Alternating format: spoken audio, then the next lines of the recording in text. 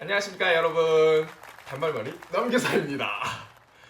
오늘은 제가 교대생만을 위한 국비 유학생 제도에 대해서 소개해 드리려고 영상을 찍었습니다. 국비 유학생 제도가 무엇이냐? 많은 교대생들이 국비 유학생 제도에 대해서 잘 모를 거예요. 저 역시도 2019년도까지에는 국비 유학생 제도에 대해서 몰랐고 관심도 전혀 없었어요. 하지만 제가 유학을 꿈꾸고 나서부터 과연 내가 경제적으로 비교적 저렴하게 유학을 갈 수 있는 방법이 무엇이 있을까 고민하던 찰나에 국비 유학생 제도에 대해서 알게 되었습니다.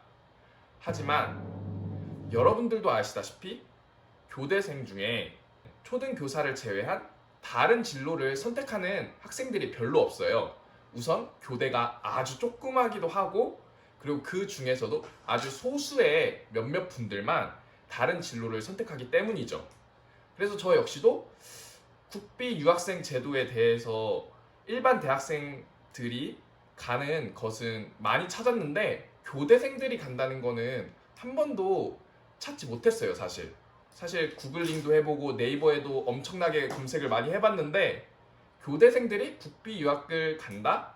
그런 글을 본 적이 없더라고요. 그래서 저는 여러분들에게 국비 유학생이 무엇인지 소개해드리고 여러분들에게 강하게 추천해드리기 위해 이 영상을 찍게 되었습니다. 우선 국비 유학생이 무엇인지 제가 소개해드릴게요. 국비 유학생이 무엇이냐? 국비 유학생은 말 그대로 국가가 대주는 학비로 외국 유학을 다니는 학생을 말합니다. 즉, 국가에서 외국으로 공부할 수 있도록 지원을 해주는 제도가 국비 유학생 제도예요. 국립국제교육원에서 국비 유학생을 매년 4월에 모집을 하고 있습니다.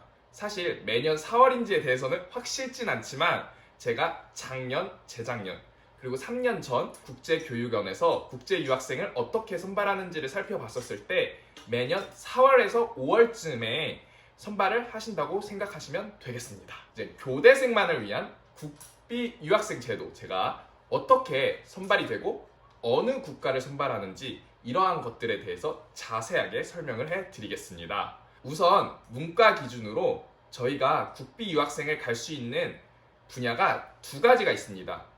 첫째는 지역 연구, 둘째는 기초 학문 분야 연구입니다. 우선 저는 지역 연구 분야에서 국비 유학생이 선발이 되었어요. 지역 연구에 대해서 말씀해 드리자면 지역 연구는 어문학, 정치, 사회, 경제, 교육 등 그 지역과 관련된 연구를 하는 사람들에게 해당되는 분야입니다. 지역 연구는 세 가지 국가군으로 나뉘어요. 첫 번째 국가군은 아시아예요. 하지만 아시아에 중국이 없다는 점. 그리고 두 번째는 유럽, CIS 국가, 러시아. 이 국가군인데 여기에 역시도 영국이 포함이 되지 않습니다. 또 마지막 군에는 중동, 아프리카, 아메리카, 그리고 마지막 오세아니아가 있어요. 여기에서 아쉽게도 미국은 제외됩니다. 이렇게 지역 연구는 각 국가군별로 4명씩 선발을 해요. 그러니까 유럽, 러시아, CIS 국가에 엄청나게 많은 국가가 있잖아요. 그 중에서 총 4명만 선발을 한다고 합니다. 그러니까 예컨대 저 같은 경우에는 독일에서 이제 유학을 시작을 할 텐데 독일은 러시아, 유럽, CIS 국가군에 있어요. 그러니까 전체 이 국가들 중에서 오로지 4명의 국비 유학생만을 선발합니다. 그래서 만약에 아시아 국가를 희망하고 있는 유학생들 같은 경우에는 아시아권에 있는 국가를 희망하는 유학생들과 경쟁을 하셔야 돼요. 네, 두 번째는 기초학문 연구 분야가 있습니다. 기초학문 연구 분야에는 사회과학, 인문과학, 자연과학이 있는데요. 저 같은 경우에는 문과 기준으로 말씀드리기 때문에, 그리고 문과적인 공부를 하려고 하기 때문에 자연과학은 애초에 생각을 하지 않았어요. 이 연구 분야 같은 경우에는 지역 연구와 달리 국가별 제한이 없습니다. 그러니까 미국, 영국, 중국 등 다양한 국가에서 공부를 희망하시는 학생들이 사회과학, 자연과학, 인문과학에 지원을 할 수 있다라는 말이에요. 그래서 저희가 문과생 기준으로 했었을 때 기초 학문 연구 분야에서 갈 수 있는 인원은 총 8명이에요. 인문과학 4명, 사회과학 4명 이렇게 해서 총 8명이 문과 기준으로 이제 공부를 할 수 있어요. 그래서 제가 이제 계산을 해봤었을 때 일반 전형 기준으로 기초학문 연구와 지역 연구를 합쳤었을 때 국가별 4명, 그래서 12명, 그리고 인문과학, 사회과학 총 8명, 그래서 총 20명의 학생들을 선발하고 있습니다. 네, 하지만 저와 달리 문과생이 아닌 교대생들 또 다른 분야로 좀 더 확장할 수 있는 가능성이 있다고 저는 생각을 해요. 그러니까 예컨대 지능화 인프라 전형이 또 있어요. 지능화 인프라 전형이 뭐냐? 빅데이터, 차세대 통신, 인공지능 연구 전 분야인데 교육이 이것들과 밀접하게 연관이 되어 있잖아요. 그리고 교육계에서도 이것들에 대한 융합 학문이 정말 많이 발달하고 있고 그 융합하는 거에 대한 필요성이 엄청나게 이제 대두되고 있는데 저 같은 경우에는 만약에 제가 이과생이고 기술에 대해서 조금 알고 더 공부하고 싶은 의지와 열정이 있다면 지능화 인프라 전형으로 국비 유학생을 신청하는 것도 아주 좋을 거라고 저는 생각을 합니다. 이 전형 같은 경우에는 5명을 뽑더라고요. 그러면 기본적인 전형 소개는 이렇게 마무리하고 이젠 구체적으로 우리에게 무슨 서류가 필요한지 그리고 저 같은 경우에는 어떤 서류를 냈는지에 대해서 간략하게 제시해 드리겠습니다. 우선 시험을 보기에 가장 필수 조건이 있어요. 우선 필수 조건이 뭐냐? 그 해 연도에 졸업 예정자이거나 아니면 졸업이 이미 된 상태여야 돼요. 그러니까 예컨대 현재 4학년인 학생들 같은 경우에는 내년 겨울에 졸업을 하잖아요. 그러니까 그 학생들 같은 경우에는 국비 유학생 제도를 신청할 수가 없습니다. 저 같은 경우에는 아주 운이 좋게 8월 말에 졸업을 할 수 있었어가지고 작년에 4학년임에도 불구하고 국비 유학생 제도를 신청할 수 있었습니다. 두 번째는 어학 성적이 필수적으로 있어야 돼요. 그러니까 토플, 토익과 같은 영어 성적뿐 아니라 저희가 가고 싶어하는 국가의 어학 성적을 내는 것이 필요합니다. 이제 저 같은 경우에는 독일로 이제 국가를 선정을 했기 때문에 독일어 어학 성적을 냈는데요. 독일어 성적을 내고 거기에 영어 성적을 내면 가산점을 받기 때문에 저 같은 경우에는 독일어 성적과 함께 토익 성적을 함께 냈습니다.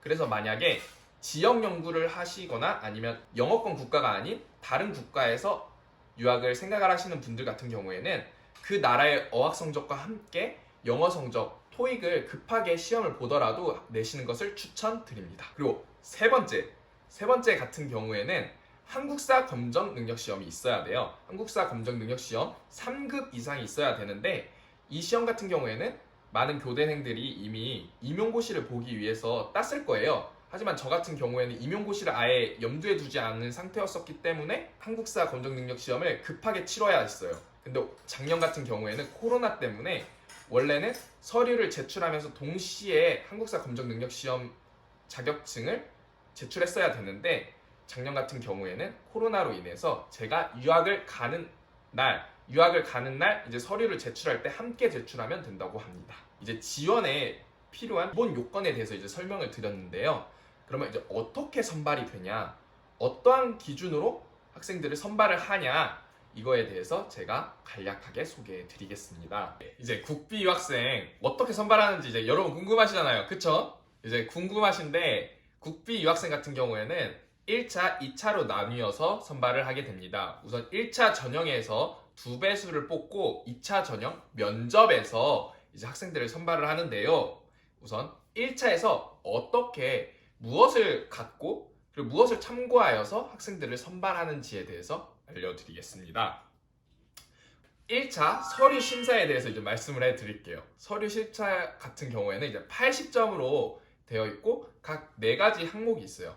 첫 번째 항목 같은 경우에는 외국어 성적, 두 번째는 대학 성적, 세 번째는 전공 관련 실적 기술서, 그리고 네 번째 같은 경우에는 자기소개서 및 학업 연구 계획서입니다. 우선 첫 번째 외국어 성적 같은 경우에는 제가 아까도 말씀드렸지만 저 같은 경우에는 독일로 유학을 가기 때문에 독일어 어학 성적을 냈습니다. 거기에 기본적인 성적이 나와 있는데 저는 그거보다 훨씬 더 높은 성적을 냈고요. 그리고 저 같은 경우에는 영어 가산점을 받기 위해서 영어 성적을 함께 제출하였습니다. 토익이 그렇게도 높지 않은데 이제 선발이 됐습니다. 두 번째는 무엇이냐? 성적이죠. 대학 성적. 대학 성적 역시 높으면 높을수록 좋을 거예요. 하지만 제 성적 역시도 그렇게 높으진 않았어요. 제 성적도 4점이 될랑말랑한 성적을 갖고 있었습니다. 그거 같은 경우에는 이제 다음 영상에서 이제 제가 소개를 해드리겠습니다. 그리고 이제 세 번째 같은 경우는 전공 관련 대외 활동 기술서예요. 여기서 이제 가장 중요한 게 뭐냐? 내가 아무리 많은 활동을 해도 상관이 없어요. 제일 중요한 게 그 담당 기관에 관 도장이 찍혀 있어야 돼요. 그곳에서 내가 이 활동을 했다라는 것을 직접 증명해 줄 수 있는 증명서들이 저에게 가지고 있어야 합니다. 저 같은 경우에는 그러한 증명서들을 4년 내내 꼬박꼬박 모아놨기 때문에 다행히 별 큰 문제 없이 발행을 할 수가 있었어요. 하지만 학보사나 동아리 연합회 회장 같은 경우에는 도장을 받을 수 있는 곳이 없었기 때문에 제가 서류를 준비하면서 학생처도 찾아가 보고 미디어 센터도 찾아가 보고 현재 동아리 연합 회장에게도 찾아가서 도장을 받았습니다. 마지막은 자기소개서 및 학업 및 연구 계획서예요. 이게 사실 저는 수시를 준비해 본 적이 없어요. 근데 많은 교대생들은 수시를 준비해 봐서 자기소개서를 어떻게 쓰고 내가 어떠한 공부를 어떻게 할 것인지에 대해서 구체적으로 쓰는 방법을 알 거라고 저는 생각을 해요. 하지만 저 같은 경우에는 정시로 대학을 들어왔기 때문에 수시도 한 번도 준비를 해본 적이 없고 그래서 이제 쓰는데 어려움이 있었는데 많은 첨삭을 받아서 많은 교수님에게도 첨삭을 받았고 제 동기, 후배, 선배에게도 첨삭을 받아서 제 자기소개서를 완성하였습니다. 그러면 이렇게 1차를 점수화해가지고 약 2배수의 학생을 선발을 합니다. 이제 2배수의 학생들이 면접 시험을 보는데 이제 그 면접에서는 전공 지식, 그리고 국가관과 같은 사명감, 그리고 창의성, 도전 정신과 같은 발전 가능성 이 세 가지 영역을 평가를 해요. 그래서 거기에서 평가를 된 학생들을 각각 1배수를 뽑아서 이제 선발을 합니다. 네, 저 같은 경우에는 1차, 2차 전형에서 다행히 합격을 하게 되어 2020년 대한민국 국비 유학생으로 선발이 되었습니다. 그리고 올해 10월에 독일에서 교육학 석사를 하게 되었습니다. 네, 이렇게 제가 국비 유학생 제도가 무엇인지에 대해부터 그리고 어떤 사람들을 선발을 하고 무슨 서류가 필요한지에 대해서 이제 안내를 해드렸는데요. 그리고 더 중요한 게 있잖아요. 얼마를 받냐? 그 얼마를 받냐는 홈페이지에 아주 자세하게 나와 있어요. 제가 다 그거를 읊어드리기는 부담스러운 게 국가마다 다른 가격이 책정이 되어 있어요. 그러니까 각 국가의 물가에 따라서 금액이 산정이 되어 있더라고요. 저 같은 경우에는 독일인데 독일은 1년에 27,000달러를 제공을 해주고 그럼 27,000달러 같은 경우에는 1년에 3천만 원을 지원을 해주는 거예요. 그리고 미국 같은 경우에는 1년에 4만 달러를 지원을 해주는데 4만 달러 같은 경우에는 1년에 4,400만 원?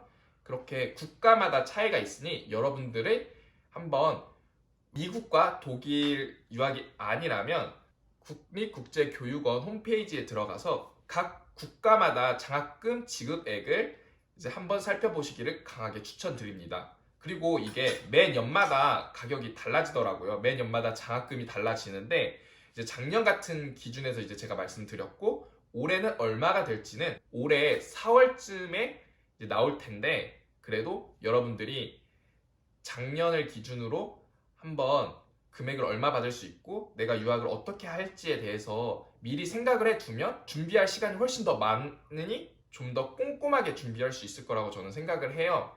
그렇기 때문에 여러분들이 한번 지금 제 영상을 보셨고 유학이 생각이 있으시다면 국비 유학생을 지금부터 준비하시는 걸 적극 추천드립니다. 여러분, 교대생들이 사람이 정말 적지만 저는 엄청나게 큰 가능성을 안고 있다고 생각을 해요. 그리고 저 역시도 국비 유학생으로 선발이 된 게 교대라는 것이 정말 큰 도움이 됐다고 생각을 합니다.